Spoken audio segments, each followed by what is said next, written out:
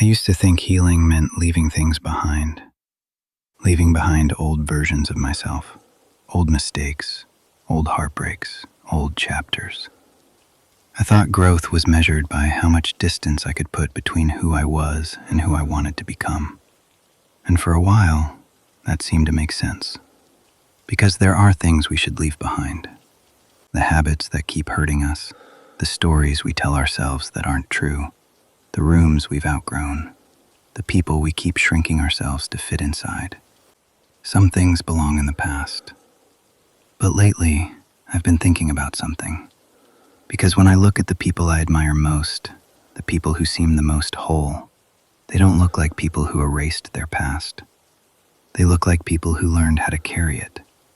Not all of it, not the unnecessary weight, not the guilt, not the shame, not the things that were never theirs to begin with, but the lessons, the wisdom, the scars that became teachers, the parts of themselves that survived. And I wonder how many of us spend years trying to become someone new, when the real work is deciding what deserves a place in the next chapter. Because maybe healing was never about starting over. Maybe it was about sorting through the wreckage, holding each piece in your hands, and asking, does this still belong with me? Some things don't. Some things were only meant to get us through a certain season, and carrying them any further only makes the journey heavier. But some things deserve to come with us. The strength you earned, the boundaries you learned, the compassion that came from your own suffering, the people who stayed, the quiet places that helped you breathe, the small, stubborn part of you that kept getting back up when nobody would have blamed you for staying down. Those things matter. Those things belong. And I think that's what I've been learning lately. The goal was never to become someone completely different.